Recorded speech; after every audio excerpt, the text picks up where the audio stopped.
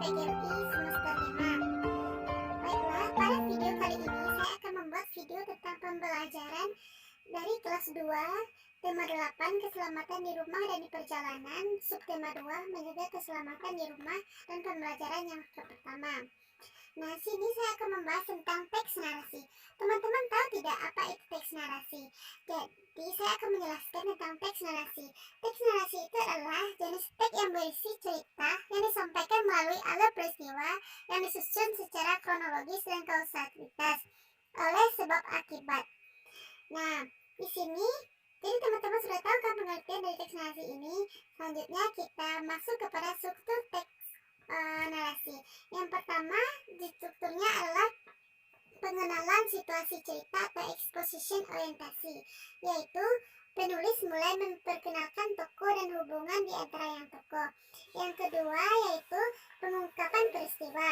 Pengungkapan peristiwa itu adalah peristiwa awal yang menimbulkan berbagai masalah, pertentangan, dan kesukaran bagi tokoh.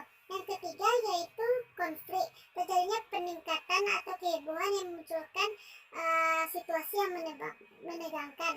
Yang selanjutnya yang kedua yaitu puncak konflik atau turning point, bagian narasi yang paling menghebohkan. Nah, dari struktur ini yang terakhir adalah koda. Koda ini adalah bagian penutup dari kisah. Di sini saya akan menunjukkan satu contoh dari teks narasi, yaitu demi menghindari pencemaran udara dan menghindari daerah yang gersang agar bisa menimbulkan udara yang sejuk, maka RT setempat meminta kepada warga untuk menanam tanaman di tanah kosong. Nah, di ruang tamu, ayah dan ibu serta anaknya bercerita. Sang ayah mengatakan, "Ayah, demi keselamatan lingkungan dan mendapat udara yang sejuk, mari kalian siapkan pot, gali tanah, tanam tumbuhan yang sudah ayah beli." Nah, ibunya menjawab, "Baik ya." Terus anaknya, "Ayah, aku sudah menanam 2 pohon, bisakah sekarang aku istirahat?" Lalu ayahnya menjawab, "Iya, tidak apa-apa, sekarang istirahatlah." Selanjutnya ibu juga menyahut, Ibu sudah menanam banyak sekali pohon dan sekarang lahan kita hampir penuh." "Bagus sekali," kata ayah. "Semoga dengan adanya kegiatan ini lingkungan kita bisa terselamatkan." Nah, yang selanjutnya itu karakteristik masing-masing individu di rumah. Yang pertama ada jenis kelamin. Jenis kelamin ini yaitu perbedaan gender antara laki-laki dan perempuan. Bermanfaat dalam pembagian tugas, misalnya dalam gotong royong. Yang perempuan bisa memasak dan laki-laki bekerja di lapangan. Yang kedua adalah ras atau suku. Dengan perbedaan ras atau suku bisa memberikan manfaat. Kita bisa belajar bahasa serta mempelajari budaya, sehingga wawasan kita tentang Nusantara bertambah dan juga belajar memahami sikap ras tersebut. Yang selanjutnya adalah pengetahuan atau kecerdasan. Dengan adanya perbedaan manfaat pengetahuan seperti tingkat pendidikan, yang mana kita bisa belajar cara atau strategi agar bisa seperti orang berpendidikan tinggi dan memotivasi agar berilmu. Yang selanjutnya yaitu ada keyakinan agama. Adanya perbedaan keyakinan, kita bisa saling membantu jika ada kesusahan, saling memberikan support dan tidak mengganggu jika agama lain melaksanakan kegiatannya.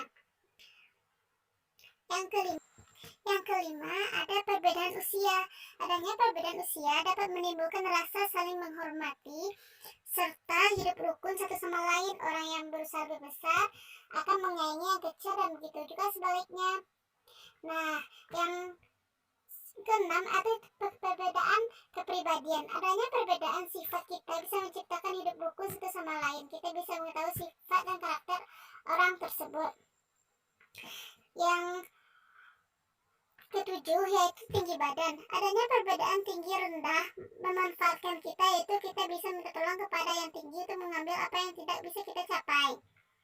Pembelajaran selanjutnya yaitu satuan baku dan satuan waktu. Apa sih satuan baku itu? Jadi satuan baku itu adalah satuan yang apabila digunakan oleh siapapun akan menghasilkan pengukuran yang sama. Contohnya saja mengukur panjang benda seperti meja. Jika yang satu mengukur 1 meter, pasti yang lainnya juga mengukur, ukurannya akan menjadi 1 meter. Yang keduanya itu adalah satuan waktu. Dalam bahasa satuan waktu, 1 jam itu sama dengan 60 menit.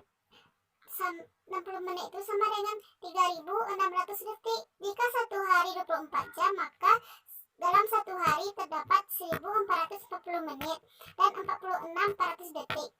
Nah, selanjutnya masuk kepada pola irama lagu pertanda birama 3. Apa sih birama itu? Jadi teman-teman, birama itu adalah suatu simbol atau tanda yang berfungsi untuk menunjukkan jumlah ketukan dalam satu ruas birama. Birama berfungsi sebagai penanda ketukan birama dasar dan dalam musik. Nah, birama juga terbagi kepada beberapa kelompok. Di antaranya yang pertama yaitu birama 2/4. Berarti dalam setiap ruas birama terdapat 2 buah not 1/4. Contohnya lagu Hari Merdeka. Yang kedua yaitu birama 3/4. Berarti dalam setiap ruas birama terdapat 3 buah not 1/4. Contohnya lagu Burung Kakak Tua. Yang ketiga yaitu birama 4/4. Berarti dalam setiap ruas birama terdapat 4 buah not 1/4. Contohnya saja lagu Indonesia Raya. Nah, yang terakhir ada birama 6/8. Berarti dalam setiap ruas birama terdapat 8 buah not 1/8. Contohnya lagu Naik-naik ke puncak gunung. Pola irama birama 3 merupakan pola birama di mana setiap garis berasal disebut birama. Terdapat 3 ketukan yang terperhitungan 1, 2, 3. Sampai jumpa lagi.